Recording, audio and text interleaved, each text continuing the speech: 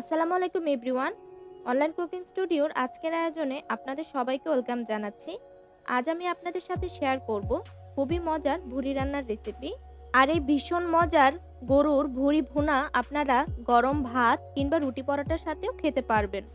আমি আশা করছি আজকের এই রেসিপিটি আপনাদের সবার ভালো লাগবে।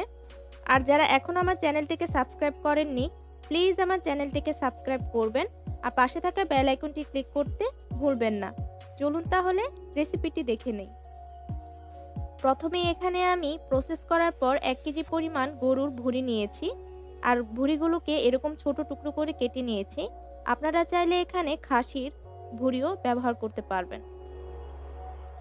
এবার চুলায় একটি প্যানের মধ্যে নিচ্ছি প্রায় 4 টেবিল চামচ পরিমাণ সয়াবিন তেল।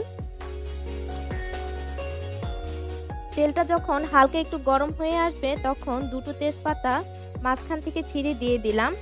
এখন এর মধ্যে দিচ্ছি দুটো দারচিনি, 4 টুকরো এলাচ, 5-6টি লবঙ্গ এবং 6-7টি কালো গোলমরিচ।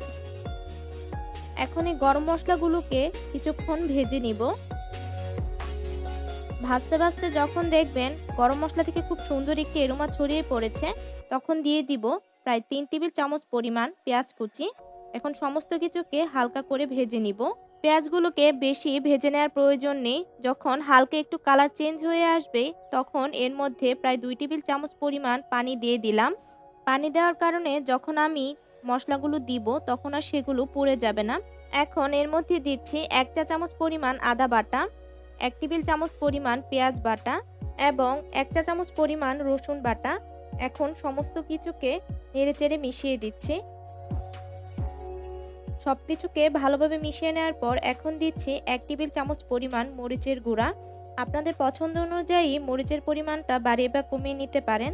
1 টেবিল চামচ পরিমাণ ধনিয়ার গুঁড়া দিয়ে দিলাম। এখন দিচ্ছি হাফ চা চামচ পরিমাণ হলুদের গুঁড়া।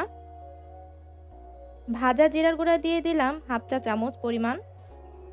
লবণ দিচ্ছি স্বাদ অনুযায়ী। এখন সমস্ত মশলাগুলোকে নেড়েচেড়ে মিশিয়ে কিছুক্ষণ কষিয়ে নিব। মশলাগুলোকে মিনিট খানেক কষিয়ে নেওয়ার পর এখন এর মধ্যে দিচ্ছি কেটে রাখা গরুর ভুঁড়ি। এখন সমস্ত কিছুকে খুব ভালোভাবে নেড়েচেড়ে মিশিয়ে দিচ্ছি। এই পর্যায়ে কিন্তু আমি কোনো রকমের পানি ব্যবহার করব না। কিছুক্ষণ কষিয়ে নেওয়ার পর দেখবেন এর থেকে মোটামুটি অনেকটাই পানি বের হয়ে এসেছে। ঠিক এ পর্যায়ে চুলার আঁচ মিডিয়াম টু লোতে রেখে একটি ঢাকনা দিয়ে ঢেকে অপেক্ষা করছি পানিটা শুকিয়ে আসা পর্যন্ত। প্রায় 4-5 মিনিটের মতো জাল করে নেওয়ার পর ঢাকনাটা তুলে নিচ্ছি। দেখুন পানিটা অনেকটাই শুকিয়ে এসেছে। একটু নেড়েচেড়ে দিচ্ছি। বেশিক্ষণ কিন্তু ভেজে নেওয়া যাবে না, তাহলে কিন্তু নিচ থেকে মশলাগুলো পুড়ে যেতে পারে। এখন পর্যাপ্ত পরিমাণ পানি দিয়ে ভুঁড়িগুলোকে সিদ্ধ করে নেব। চুলার আঁচ কিন্তু মিডিয়াম টু লোতে রেখে ভুঁড়িগুলোকে সিদ্ধ করে নিতে হবে। এখন একটি ঢাকনা দিয়ে ঢেকে দিচ্ছি। প্রায় 1 ঘন্টা পর ঢাকনাটা তুলে নিলাম। আবারও সব কিছুকে একটু নেড়েচেড়ে দিচ্ছি। এখন এর মধ্যে হাফ কাপ পরিমাণ কিউব করে কেটে রাখা পেঁয়াজ দিয়ে দিলাম। আবারও সব কিছুকে নেড়েচেড়ে মিশিয়ে দিচ্ছি। আর এভাবে কিউব করে কেটে রাখা পেঁয়াজের টুকরো দিয়ে দিলে ভুঁড়ি বোনাটা খেতে কিন্তু অনেক বেশি ভালো লাগে।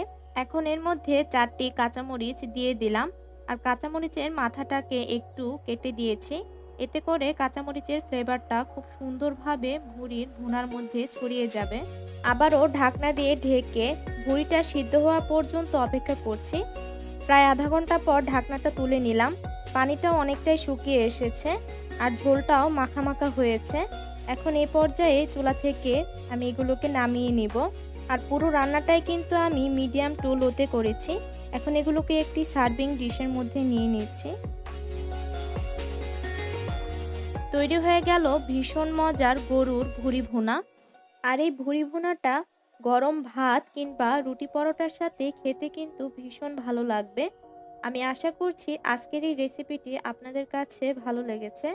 ভিডিওটি ভালো লাগলে একটি লাইক দেবেন। আর আমার রেসিপি ফলো করে যদি আপনারা কেউ বাসায় তৈরি করেন তাহলে অবশ্যই আমাকে কমেন্ট সেকশনে কমেন্ট করে জানাবেন। আজ তাহলে এখানেই বিদায় নিচ্ছি। সবাই অনেক ভালো থাকবেন, সুস্থ থাকবেন। আল্লাহ হাফেজ।